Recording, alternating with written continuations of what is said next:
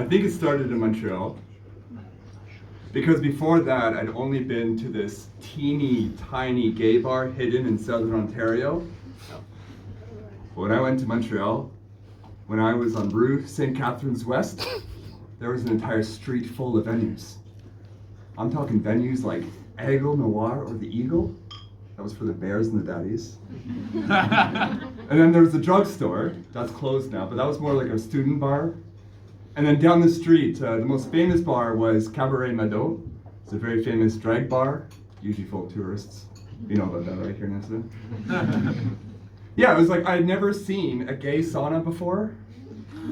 And now there were 3. All of them within walking distance. So on any given night, you could say like, let's not go to that one, let's go to the good one. You know, it was in Montreal that I was exposed to all of this next level partying. The drugs, the alcohol, the sex, the raves, all of it should have felt liberating, but all I could feel was this tightening within my stomach. Because you see, I had this idea of gay life growing up, an idea kind of perpetuated through media, you know, in movies and TV shows. It's not really great for gay people. We have very limited options in terms of what's going to happen. We're going to get murdered, or we're going to commit suicide, or we're going to get sick, and we'll go to the hospital, or worst of all, we're going to be the fucking comic relief. And I would look at these sad and lonely characters and wonder to myself, why don't any of them seem happy? So I told myself I have to be different. I have to be different. I'm always going to end up like that. And so I began to walk this street with a judgmental edge. I would see that person over there and I would think, look at him with his 6-pack abs, and hairy chest. He must be deeply miserable. And look at this person, wearing leather, wearing a leather thong, desperate for attention. I wanted nothing to do with these people. So, you know, I said to myself that if I was going to go down the street, if I was going to go to Rue St. Catharines West, then I was going to go there just to enjoy it, just to hear the music, just to drink, just to have a good time. I wasn't going to go cruising. I wasn't going to hook up with anybody. I was just there to party. And so then the ritual would begin. I would get into the club, and then I would beeline directly towards my friends, my group of emotional support women. And I would kind of hunker down with them, and then just start with some beers. And they would have some wine, then the gin tonics would happen, and then all of a sudden we'd be over at the corner bar where a drag queen was serving cheap shots. And they were like pure sugar. But they did the trick. And eventually I would just be overwhelmed with this feeling of joy as the music began to rise up. The lasers, the smoke machines began to feel transcendental, you know, like this Dionysian joy, this joy of the gods. I was loving every minute of it. Of course, playing in the background is just like the campiest music. Because this was the early 2000s, and we had not grown from Calvin Harris or LMFAO. Party rockers in the house tonight? Yeah.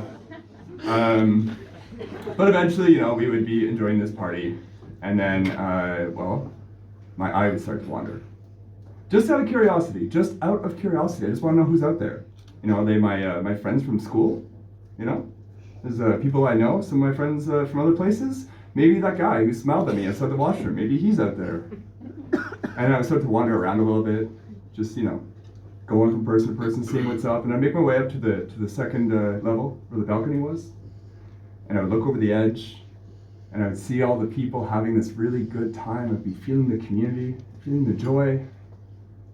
But then I would also see them, you know, like the lucky ones, the ones who managed to find someone by the end of the night.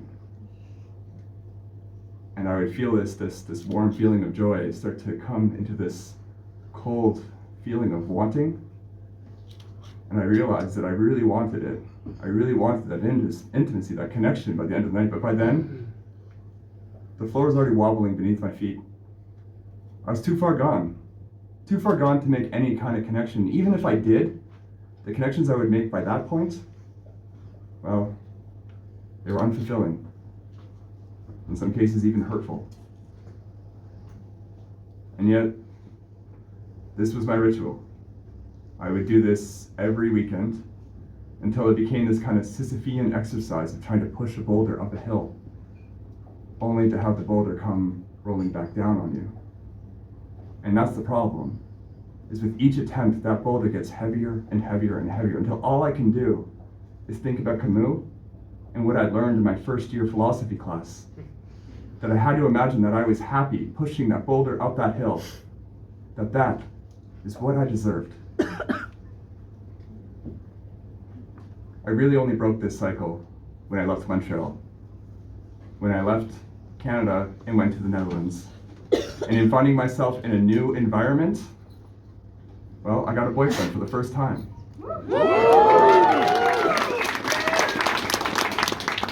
And because I had a boyfriend for the first time, I also got to experience something else for the first time. Sober sex. Has anyone else done it? It's crazy. I had no idea how good sex could be, and this was before I discovered my own prostate. I'm saying, honestly, strong recommend. I mean, let's be real. I mean, part of it was just like the excitement, the thrill of being in love, of having somebody, there. But there's also a deeper part. And it was like for the first time in my life, I didn't have to think about having sex. That under the guise of love, I could wake up, hump my boyfriend like a wild animal, and say to myself, this is great, I deserve this. Now, of course, that relationship didn't last. His fault, not mine. Of course, that relationship didn't last. But in its wake, I think something very, very important started to develop within me. And I found that once the heartbreak was over, that I didn't really want to mix sex and alcohol anymore.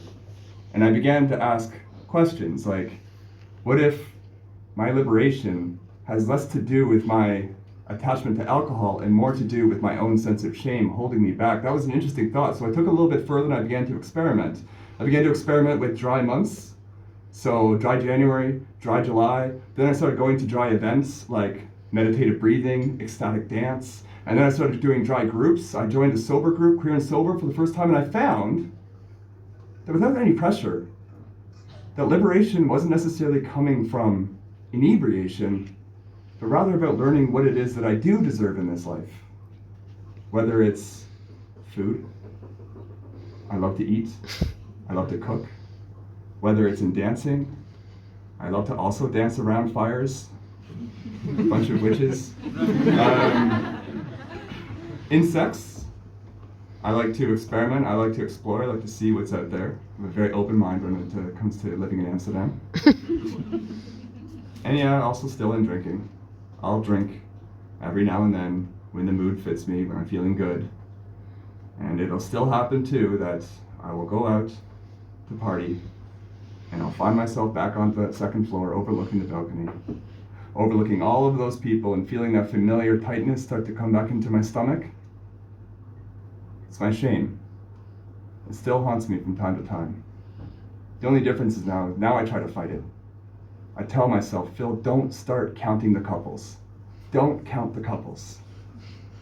Try to find the smiles instead. It works. If you look for smiles, you can find them anywhere. You can find them on the couple that are about to kiss. They're smirking just before their lips land. Or on the person who's just hearing the music and feeling that one moment of ecstatic joy when the beats just take them over. Or even on the older man beside me, he's smiling too. Because he's been through it before, And he knows that the path to liberation is seldom beautiful. It is jagged, it is painful, it is hurtful, and sometimes it feels just all too cyclical. But at the end of that path, there is a promise. There is a promise of joy, comfort, and love. There's a promise that you will deserve it because you will learn to love the person it's being given to. That in this life, you only have to endeavor to be happy. You only have to endeavor to be happy. Thank you.